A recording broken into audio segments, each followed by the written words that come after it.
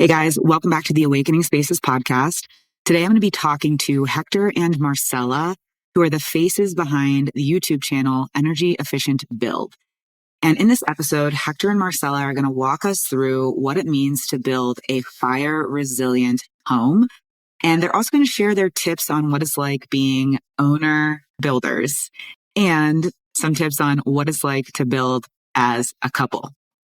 So we're going to talk a lot about why it's so important to build insurance into the walls of your home, especially in this day and age where insurance companies aren't insuring our homes. So let's dive in. So excited to have you guys on. So I originally connected with Marcella actually at a Women in Construction event in Denver at the Construction Instruction Institute. And she was giving a presentation on fire safety and fire resiliency when we were building our homes. And this is such a hot topic, especially here in Colorado. We're in a very fire-prone area. And then more recently, we had the big California wildfires, the LA wildfires. And then Hector in January, both of you guys, again, gave another presentation on fire safety and resiliency at the Colorado Building Science Symposium. So I thought it'd be great to have you guys on here where we could just do a deep dive and talk all things fire resiliency, because I think it is such an important topic. You know, we can't have a healthy home if we don't have basic life safety first. So to get started, I just would love for you guys to share with us, how did you get into this? Because it seems like you've kind of niched yourself into being fire resiliency expert. So how did that happen Marcella for you? Can take this one. Yeah. So, the story it's a little bit personal. I would say we had the Marshall Fire here in Colorado. At that point, we had already started construction of this house in the mountains, and honestly, the Marshall Fire. Nothing happened to us, thankfully. We were fortunate, but we were in the area for the evacuation. So even though everything was fine for us, we were seeing the fire from the distance, all the smoke. I was tracking all the map for evacuations. Our area was fine. And then Hector came back to the house from work. And then suddenly we looked out the window and it was like really dark smoke. And we said, that looks really weird. It seems pretty close. So we went out of the apartment just to see what was going on. And at that moment, we had all the police cars just driving into the apartment complex and saying, you have to get out of here. The fire will be here in 1 hour. So we left, and thankfully nothing happened. It was just the wind switched a little bit direction, and then it switched back, and everything was fine.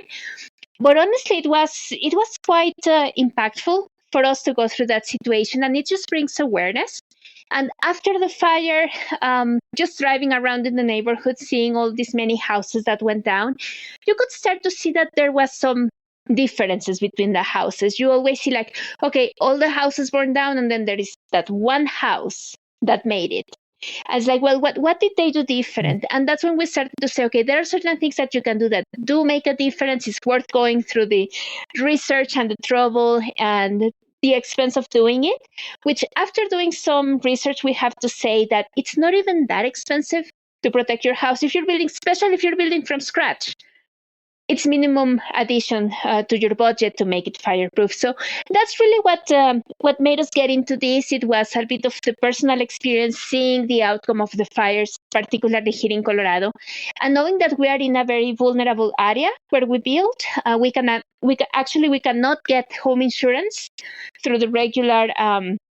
Like if I call the 1-800 number, they are not going to insure us. You have to go to an agent and ask for exceptions and all of that. So that's pretty much how we got into this. I don't know if Hector would like to add anything else, but that's in a nutshell.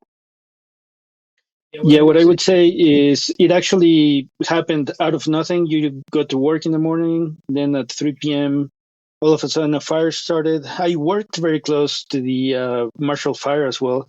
So the company said, everybody go home early. It was like 3 p.m. And then, like Marcella was saying, we were looking out the window. We went from being like tourists, like looking at a fire, to being in the fire. And then it really got real when the cops showed up and knocking on everybody's door.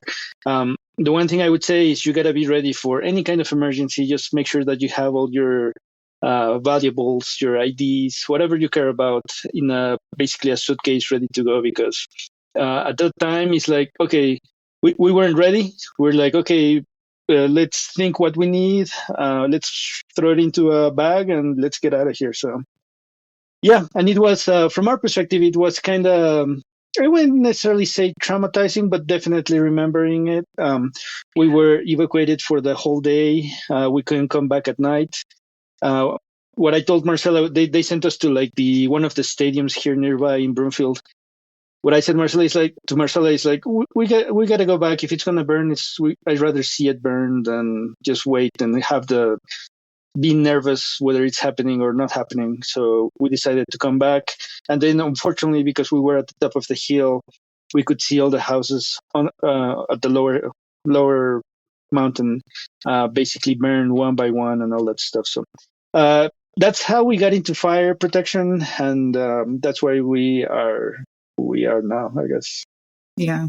So were you guys, so you are owner builders right now building a high performance home in Nederland, Colorado. And were you building that house during this point, or so you had just started the process for the build? Yes. At the time, we hadn't started building anything. We were working through the soils and taking care of all the foundation. So there wasn't anything to lose at the time, but it was a big wake up call. And even though the Marshall Fire was important for us, like to become more fire resilient, I think it was like 2 years before that there were a lot of fires through the mountains, like in Granby Lake. I think it was in Grand Lake. A lot of houses burned.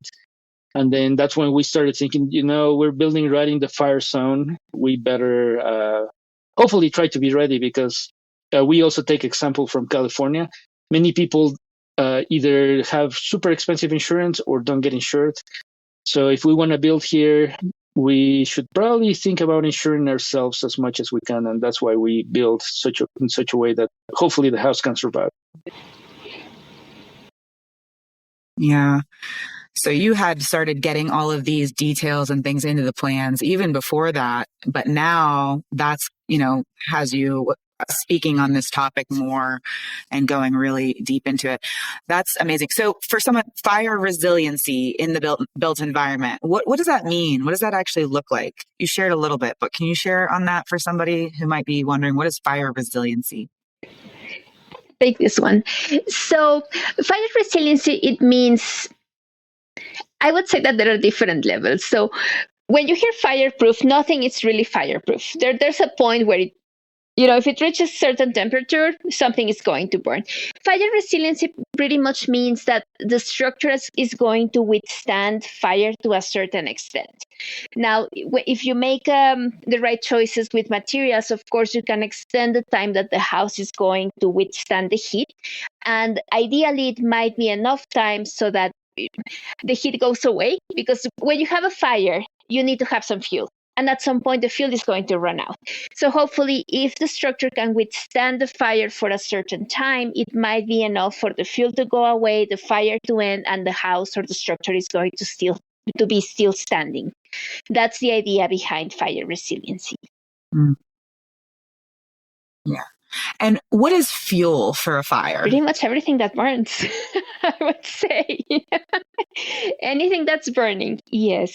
Now, from there, for example, if you look into the kind of plants, let's say, so if you hear a juniper, those trees are actually forbidden now in California in certain areas within 100 feet of the house, because they light like torches. They have so many kind of oils and they are so dense that it's really like, they call them, I think, green gas cans. Firefighters have like a nickname like that because they light up like that. If you think about, for example, evergreen trees, they have resin, so of course they can also light on fire faster. But then if you have aspen trees, they don't catch up on fire as the other trees do. They kind of think of them as boiling, so they kind of cook themselves rather than going up in flames. So even within fuels, you have different types of fuels, if that makes any sense. Hector, you know also more about materials if you want to add something to this. No, really, I think the thing we can think about, if we want to get technical and more technical, you can think about the fire triangle, that you need the fuel, oxygen, and heat. So the fuel is obviously the house, then the oxygen, obviously, in the air. And that's part of fire resiliency, trying to minimize that heat, because a lot of materials actually spark at different heats. Some of them actually don't necessarily burn as you think about it. They actually melt. So that's a better feature for materials. Um, so what fire resiliency kind of means is that you're trying to survive that time for the heat to go away, which is kind of what Marcella was saying. Yeah. So we've talked a little bit about the landscaping aspect, and I was going to jump into that later, but I would love for, since we're on that topic, what do people need to be doing and thinking about it, whether they're building a new home, whether they're in an existing home? How does their landscaping impact, whether or not their home is going to be more of a risk factor for fire? So I'll talk about new homes. It can be a little bit pricey if you want to do this for a remodel, but if you can do a new home, and I think it's a good idea to be thinking about the materials that you use. So, for example, say concrete is a great material; it won't burn. Although concrete, when it gets really hot, it actually contains water within it, and it can actually explode. So you don't want it to overheat. So you want to protect that heat. So when you think about fire resiliency for a new home, is making sure that the siding is a fire resilient material like steel, any kind of metal, kind of. If you can afford insulation that's fire resiliency like mineral wool, all of that helps. And by the way, we're only talking about fire from a forest fire, a wildfire. Obviously, a fire can begin from within the house, but those are different circumstances. And well, that said, actually, thinking about materials as well, you can also choose materials such as drywall that's type C, that's fire resilient. You can also choose tile. Tile is, of course, is rock kind of thing, so it won't be burning. So anything that can burn, I think you should try to minimize it when you build a new home. And if you think about it beforehand, it's not as expensive as you might think. The problem, I think, is you kind of need to be aware as the person that's going to be requesting the build. Because if you're not doing the build, then the builder is just going to build whatever they want to build, or the way they've always done the build. And they don't really think about that kind of stuff. So you got to be kind of knowledgeable and specific about what you want to use for material utilization. Yeah. Yeah. Get that thought out with your architect, get it detailed into your plans, so that, the builder knows exactly what needs to happen. And I talk about this a lot in just the mold and water damage realm too. It's just building that insurance into our homes, whether it's from water damage, whether it's from fire damage. I think insurance companies nowadays are really just not helpful, non-existent. And so we have to, if we're building new, it's an opportunity to build insurance into the walls. And so for people who might not be building and they're just renovating their home, or maybe they're just people who live in a wildfire prone area, is there anything that people can do, like to retrofit their house? Yes, there are actually several things that they can do. The first one is pretty much accessible to everyone, and it's no combustibles within the first 5 feet of the house. Of course, if the house is already built and you have combustible siding, well, that's a different story, but you can at least remove the plants. If you have like all your brooms against the wall of the house, remove that, trash cans, all of that, clear the first 5 feet of the house. Those are the most critical ones. Now, from there, it depends on the type of house, of course. Some of the best retrofits that I have seen are vents, because embers are it's believed that they burn between 60 and 90% of the houses during a wildfire. It's people think that it's a direct flame, but no, it's actually embers. So with embers, if you replace all the vents with fire resistant vents, that's giving your house a much better chance of survival. Ideally, get the fire rated vents. If you cannot afford them, or if you're in a hurry, you can also do steel mesh, but maximum 1/8 of an inch opening. Otherwise, embers can still get in. You can cover them with that. Or if you are getting evacuated, you don't have to do much. You don't have time to do much. You can also cover the vents completely with duct tape or whatever you have available. The important thing is to prevent embers from getting in.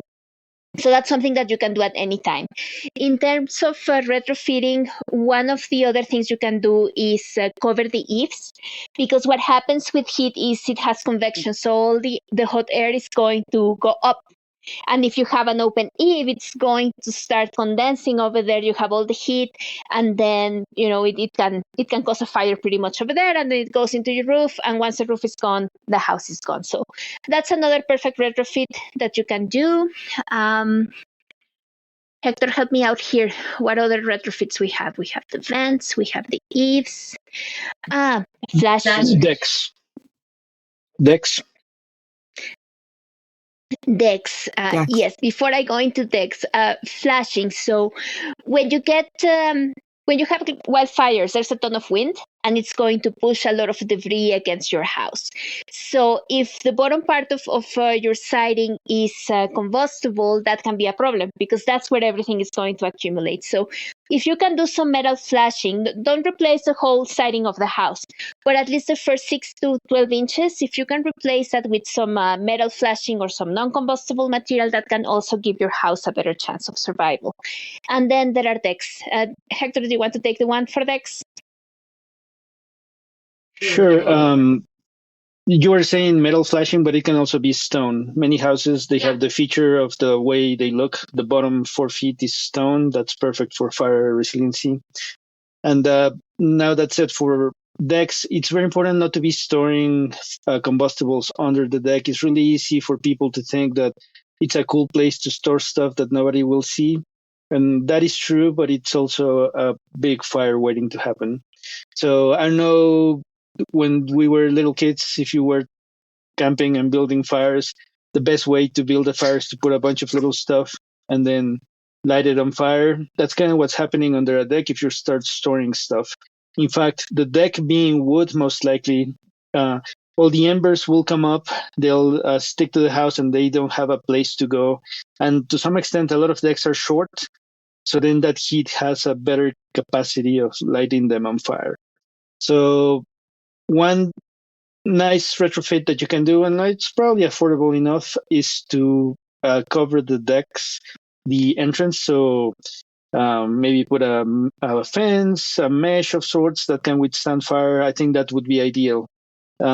Going back to the Marshall Fire, one thing I did notice while it was happening is the fire was going through the grass fields, and then it got to the houses, and then the fire actually stopped by a fence that was made out of wood. And it literally stayed there for maybe, I don't know, half an hour, maybe an hour or something. And then once that fence went through, then the entire neighborhood got burned. So if you have fences of that kind, my suggestion is to make them non-combustible stones, metal, because I can only think of if that fence had been out of a different material, maybe the entire neighborhood would have been saved. So those are retrofits that I think that are not too terribly expensive that you can do. Really changing the house for materials, that can definitely be more expensive. Yeah. Ashley, I can add a very important one, and that would be gutters. So gutters is where all the debris falls from the trees and everything. So there's a saying, I think it's where leaves go, embers follow. So wherever you see leaves accumulating, you can. It's a fact that embers are going to fall in there, and gutters is one of those places. So one of the best retrofits you can have is cover those gutters with mesh or with design, like covers design specifically for gutters. And one thing I would say, both for gutters and for decks, even if you don't go through the exercise of replacing the materials, at least keep them clean. That will give your house a much better chance of survival, and that's something that everyone can do. Yeah, home maintenance is the number one thing. And that goes for water too. When our gutters are clogged, water, it prevents water from draining, and then that can create issues So it's just another reason why home maintenance is so incredibly important. So for somebody who's building new, you sort of mentioned this already, the vents, like would building in a wildfire prone area, would you want to do an unvented conditioned attic space, or what are some design features, that architectural design features that are better for So I lowering your risk? can definitely take this one. So the way we're building is we're building a cathedral ceiling. So that means we don't have an attic, and that also means that everything within the house is part of the building envelope, the thermal envelope. Uh, in my opinion, that's a better way to go, because that way you don't have to deal with embers being able to come in through all the vents on the fascia and all that stuff, because those vents are meant to go all the way up to the roof, and that's kind of what Marcella was alluding earlier. If a vent gets in there, it's going to be probably game over for the house. But when you think about it, you have a lot of space, maybe 50 feet, 30 feet of open vents all around it if you have a vented roof. So that's becomes very difficult to protect. So from my perspective, I think definitely for fire resiliency, it is better to have a mechanically vented house. And then also you have cleaner air. You can control better what's going on in those vents. You can filter it. It can be fire rated. So yes, absolutely. I would definitely recommend not having a vented soffit. And another thing is attics. They can also be quite messy with a lot of people. They just throw stuff in there, again, being messy, right? So if they just throw cardboards and store Christmas lights in a bunch of boxes, if an ember gets in there, it's gone. So might as well try to protect it. Ashley, and one thing I would add to that, when thinking about, is it more expensive to make your house fire resilient? So the vents against fire, the cheapest ones start at $50. Now, if you have a vented attic and you need to replace all those vents, just do the math. It might be even less expensive to make that part of your conditioned space, and then you have a better quality of construction, better air quality, better many things for maybe the same price or even less, and you reduce your risk of wildfire. Yeah, absolutely. It sort of ends up being a wash, right? When you start to think of all the things you have to do. And cardboard in attics and in basements and crawl spaces. I'm always encouraging, from a mold perspective, all of my clients to just get rid of cardboard boxes in their homes. And yeah, exactly that for fire safety as well. So you talked a lot about different materials. So some natural materials that people should be thinking about when they're using are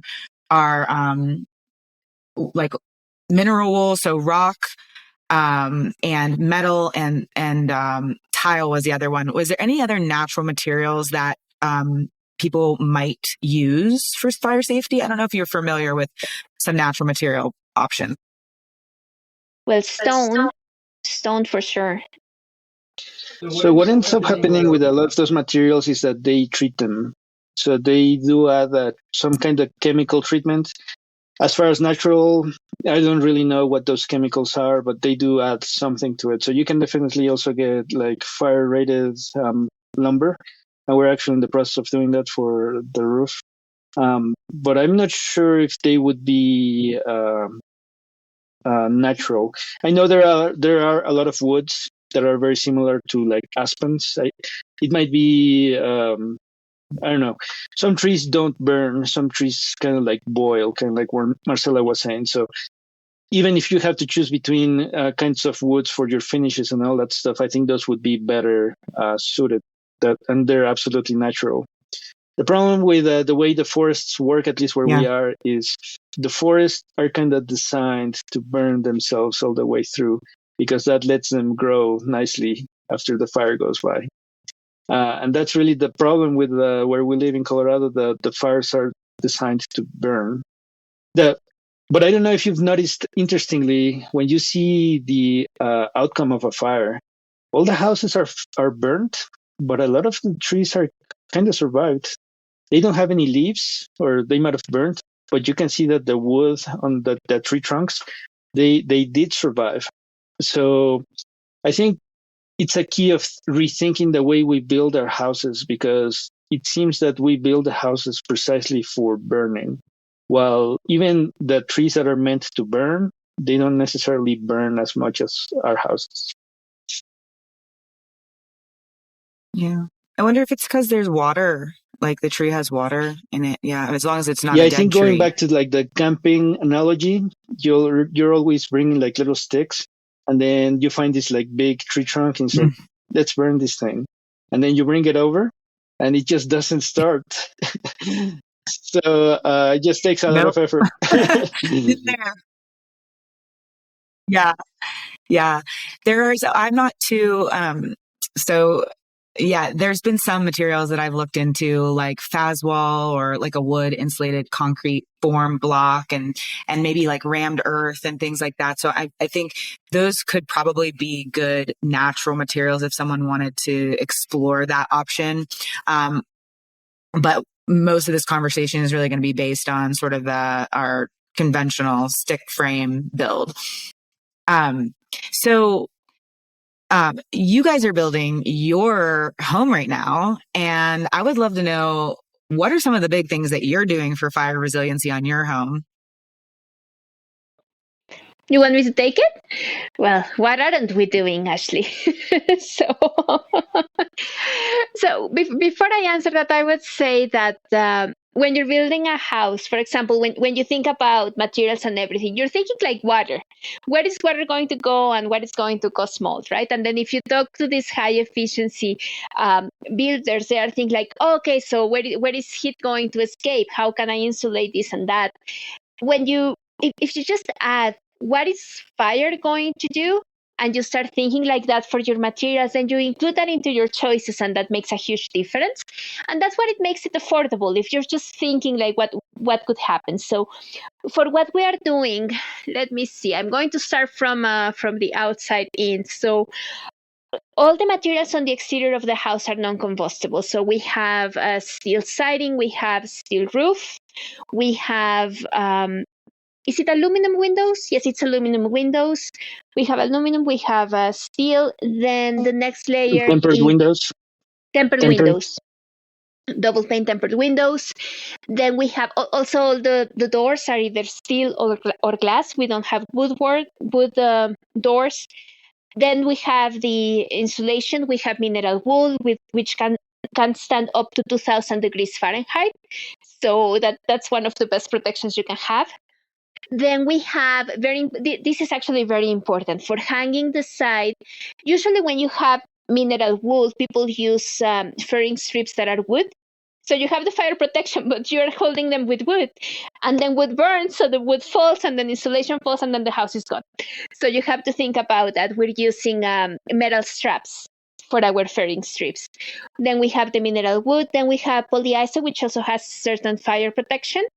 And then every piece of wood that it's kind of closer to the outside of the envelope, we apply intumescent paint just as an extra layer of protection. And all of that is eventually covered with some sort of metal, either steel or flashing or something like that. Hector, what else do we have for fire within materials? Yeah. So what I would say here is, when you're building your house, when we started building, we started to get into the big words of building science. So we want to be super energy efficient. We want to be like airtight. We want to have clean air. But then we said, okay, why don't we just take this a step further and tailor this to the kind of house that we want. So for example, we started looking actually at houses as to how they built them in Florida, and the houses that could withstand the 150 mile per hour winds and all that stuff. And every time you would see the interview the owner, and they would say, well, I knew the hurricane was coming, so I spoke to the engineer. We decided to add more metal straps, more hangers, and it ended up costing them only 15% more of the price of the house, which is not insignificant, but it's not terrible. So that's the kind of things that you need to think about. So if you're trying to build a super energy efficient home, trying to make it airtight, you can also add that extra layer of, because fire initially was like, okay, we got to protect humans. We got to let them get out of the house and survive. I think we got that under control. I think we can take it a step further and hopefully make the structure survive. And so when you start thinking about all these building signs, making it airtight, making sure that water doesn't get in, probably the next final step is to make sure that, in our case, that fire doesn't get into the house, doesn't burn it. Where are the weak points? How do we protect that stick house build? That's one of the things that we started thinking initially. We wanted to build the house using metal framing, kind of like they do in industrial construction. Unfortunately, the architect either didn't want, or that was not part of the way he built. But to be honest, commercial construction has a lot more protections than residential construction. So if you're kind of like curious as to what to do that's a better practice, you can go to commercial construction and learn a lot about how they do it. I think they do it because, I mean, if you get an accident in a commercial building, a lot of people can get harmed versus maybe a family of 4 or 5. Yeah. Yeah, absolutely. I'm curious. So like if let's say that your house is fully built and a fire comes and your home gets damaged. Are there pieces that you're like, okay, this isn't going to withstand a fire, but we'll have to replace it. So what would that look like? I mean, or would it fully withstand the fire? I don't know. I'm just curious, like, what are some of the things that might need replaced versus be able to withstand it fully? The way we think about it is more in a binary form. It's either going to survive it or it's not going to survive it. So if it does get damaged, that's kind of like on the surviving side, and you can be happy that it did. So what that means is, to answer your question, is if you have a place where you think it could get damaged, that means that it's probably a weak point in the house. So if we think about it ahead of time, then we try to protect it. Since we've been building this house for a while, we know kind of how the weather works. And we kind of expect that if there's ever a fire, we know where it's going to be coming from. So we try to pay special attention to that area of the house, particularly. So, for example, in our case, the wind always kind of goes from west to east, and we're perfectly aligned west to east. So we pay very careful attention to the west side of the house. But I guess to answer your question, we don't think about parts of the house surviving or having to replace them. Yeah, that makes sense. I just didn't know, because I know there's all these intumescent paints and products and things like that, and they'll help. But I mean, in the end, you're going to end up having to do if your house makes it, you're going to still have to do quite a bit of repair to the house. But on the note of just you guys building your own house, first of all, when did you start your build? 2025, 2021, sorry. 2021, I think, yeah. 2021? Okay. So what are some of the lessons learned that you've had so far with building? Because this is your first house that you've built, right? Yeah. So you guys are setting out, you're building your first house. It's a high performance home. You've had so many visitors. You have a YouTube channel showing how you're doing it. So by the way, if anyone wants to check out the YouTube channel, there's, I'm sure, a lot of great information if you're an owner builder trying to build your own home. And I'll put that in the show notes. I'll link that in the show notes for everybody. But what are some of the biggest lessons learned, things you didn't expect that just came out of nowhere? Or maybe didn't come out of nowhere? And then Marcella can compliment, I guess. But at the beginning, I guess you don't know what you don't know, and you have to live with that. So right now, I guess maybe 4 or 5 years after starting, we know a lot more than we knew then. And we're like, we wish we didn't, let's say, hire an architect, or if we had chosen a different material, if we hadn't built with steel. Those are easy things to say now, and we will, since we do have a construction company, we do plan to follow them onto the next construction. But initially, you just kind of have to go through the process. So my suggestion, at least for new builders, is to build something small, play with it, which is kind of what we did and kind of what we wanted to do. if you look at the way our house is designed, it has an ADU. The intention of the ADU was to be built first, and then we would build something small. We would be able to move onto it. We would learn from it, and then we would build the main house. Unfortunately, the architect came up with all these ideas and everything, so he ended up joining the ADU to the main house, and that ended up being a big problem because we cannot live in it. We cannot just build the ADU without building the house. So we ended up building the glam shed, and that's effectively where we learned. So I would say definitely try to get some experience outside of the main project, if you will. It's kind of like practice, if you will. Yeah.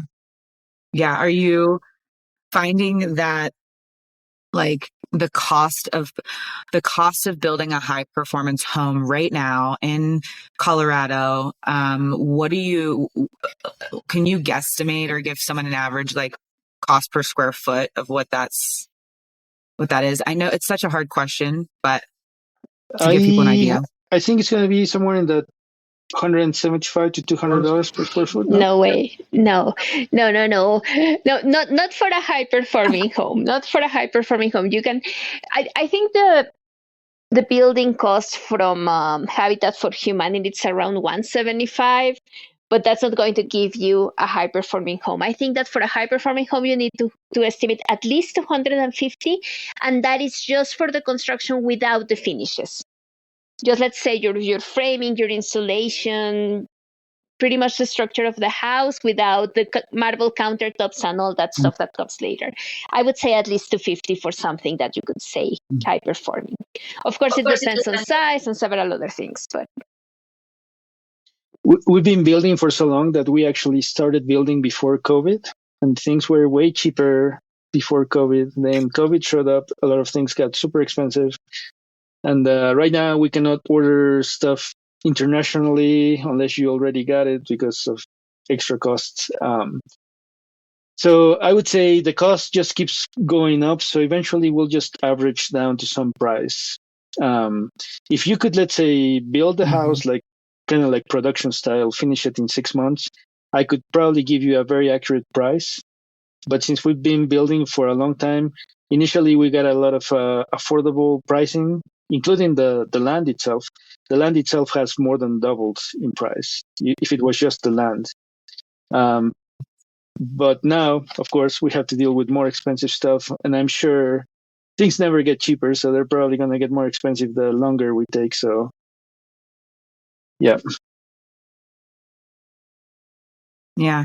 What are some of the things that have been really challenging, like post-COVID, in terms of manufacturing and shipping and obtaining? Are there anything specific that we got a changed? really hard time trying to find mineral wool. We almost couldn't find it, and we were not going to order it. We were going to do polyiso, and that's just because of the manufacturer. We ordered from Rockwool like it took them like 9 months. They never delivered the product, and we decided to just cancel our order. We were able to find somebody else, and that was great. But at the time of COVID, everybody was like super delayed. And from our perspective, it was fine because we also move slow. So it's not a big deal. It's just a matter of that things cost more. yes, another one we had to change was the water tanks for the fire protection system.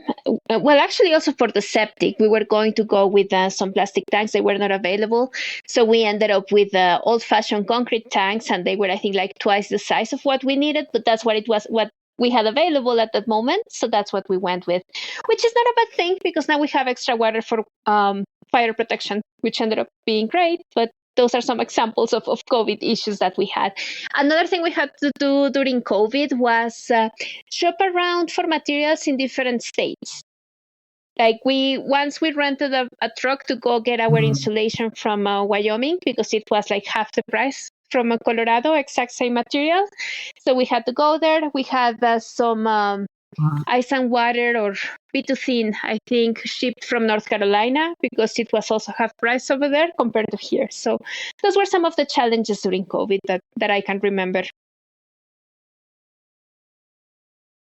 Yeah. Interesting. So you kind of shared this already, but I did want to ask, being an owner builder on your project, I have a lot of people who come through. I have a program called the Conscious Construction Container where I help people who are building a home from the ground up. A lot of people are coming through. They're owner builders. They're really just trying to soak everything up and learn as much as they can. And yeah, what tips or advice do you have for somebody who's newly going to embark on this project? I have two to start with.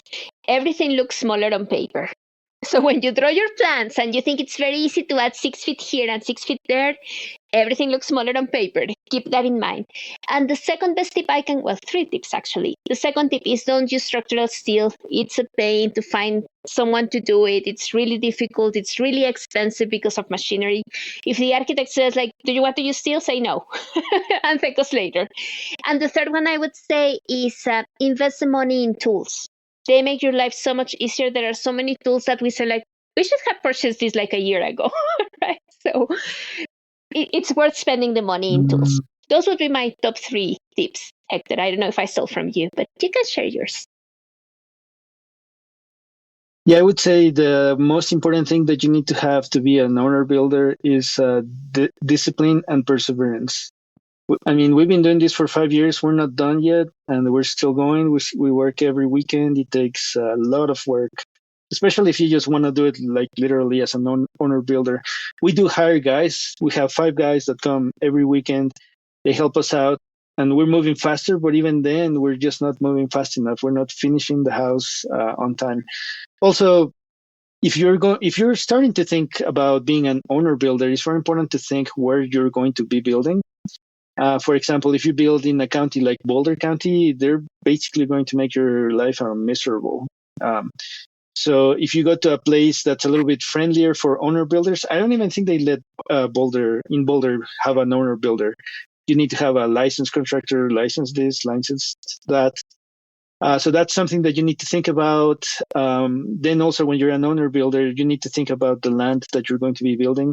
Again, going back to regulations, in some places you have setbacks, rules, easeways. They let you build. And another important tip is think about, make sure that what you're about to build is going to pass inspections, code, and all that stuff. For example, where we have a limit to how many square feet can be built, how high it can be built, all that kind of, how close to the setbacks. So those would be tips that I would give new people to do their homework initially, and once they have everything lined up, then they can go for it. And I will give another big one, financials, because it's very hard. I don't know if it's even possible to get loan from the bank if you are an owner builder. They usually want to have a general contractor with a license and all of that. So when you're thinking about your build, one thing, as Hector said, make sure that where you want to build is going to meet the requirements so that you can build. And that the second one, where are you going to get the money from? Because houses cost a lot of money to build. So I would say those are 2 things that you need to consider. Yeah, that's amazing. That's very, very helpful.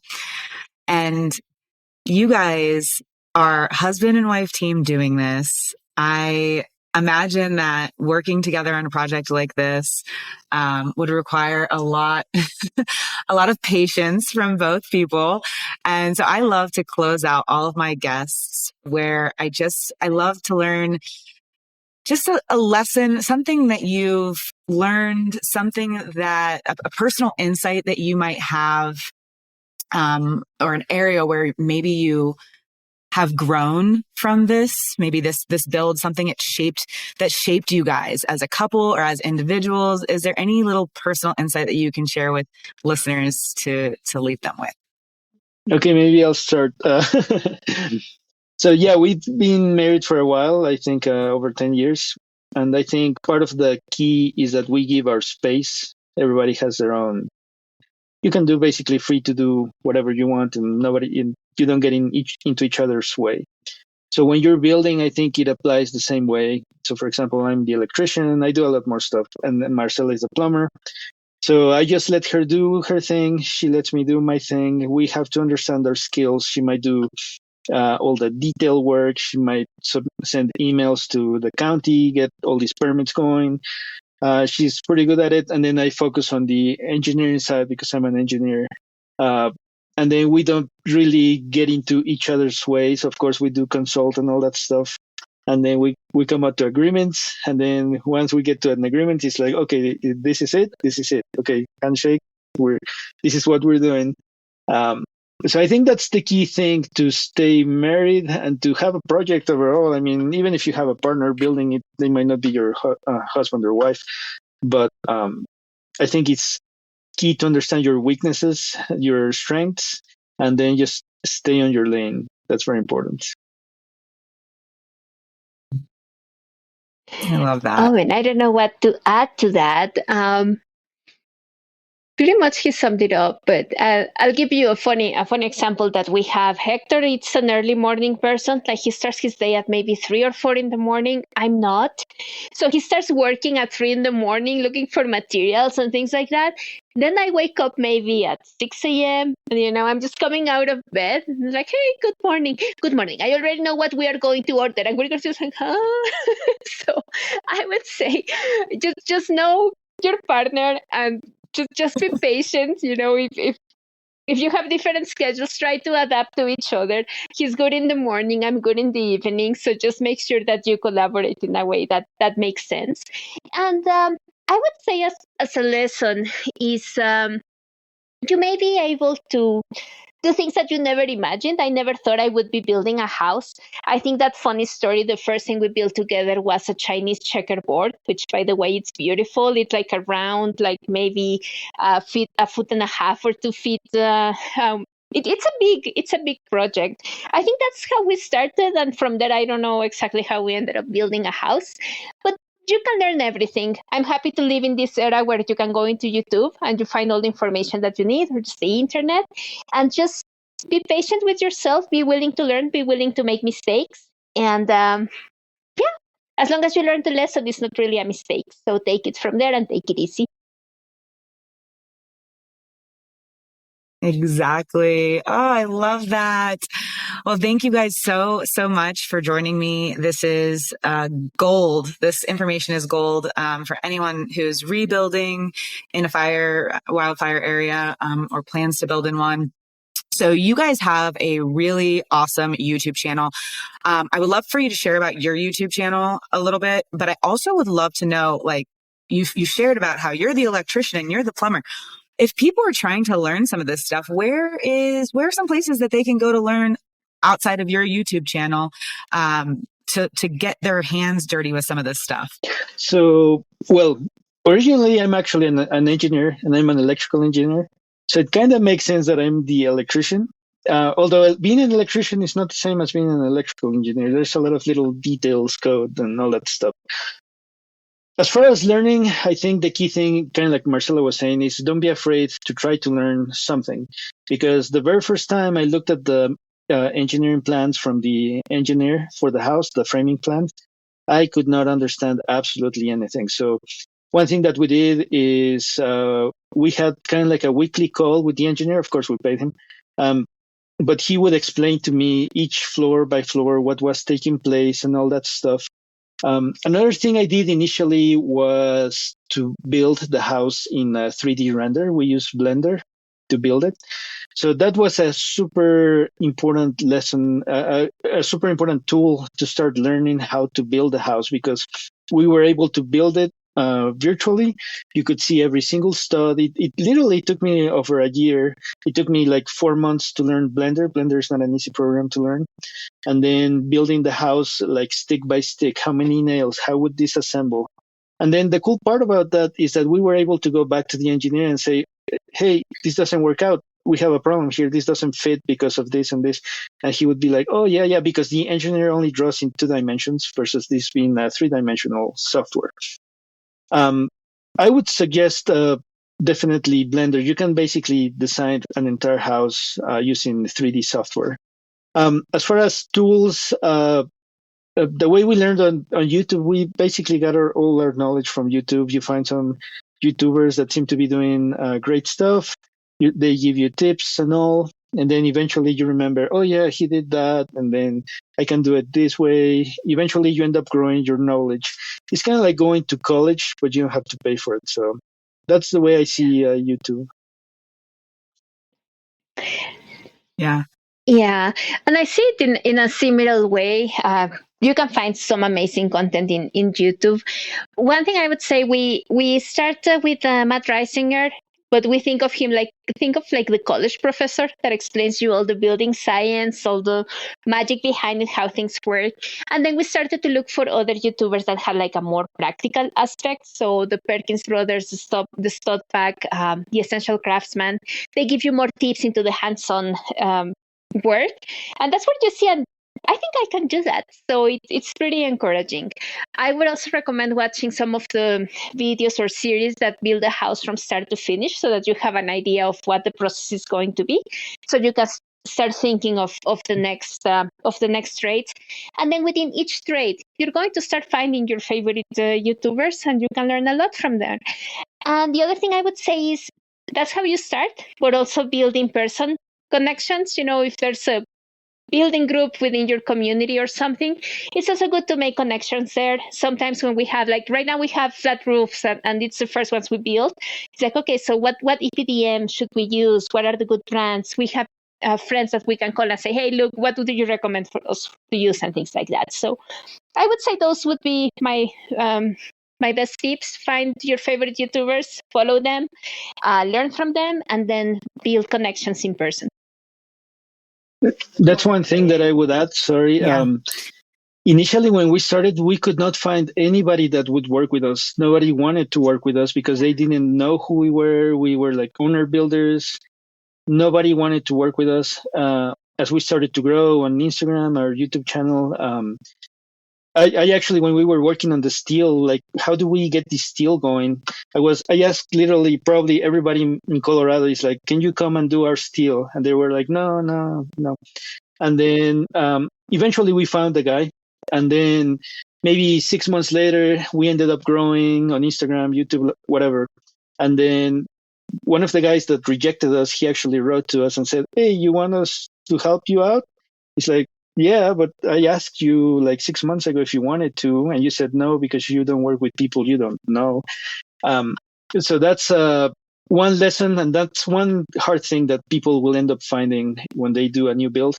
I would say actually another tip that I had in mind while Marcella was talking is don't be afraid to talk to the manufacturers. The manufacturers are there and they're going to be helping you all the way because they want to sell that product, and they're going to be they're going to be doing a lot of work that if you don't talk to them, you wouldn't do otherwise. So for example, our insulation, our dew point calculation for condensation on the house, that was done by a company just because they wanted to sell their product.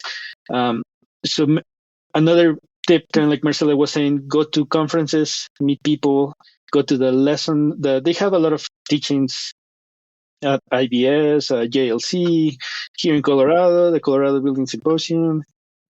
Just go meet people, meet other people that build, and everybody has a little bit of knowledge that you can get from them. So that's don't close yourself in a box. Make sure that you talk to people. Yeah.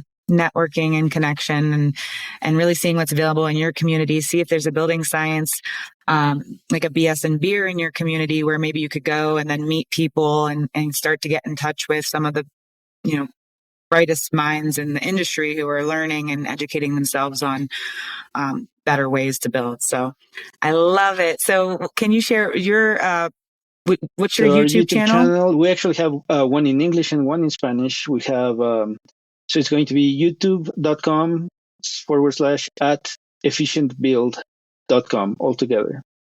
And actually, that's another tip that I have for people. If they start their YouTube channel, we also have a focus on finishing the episode.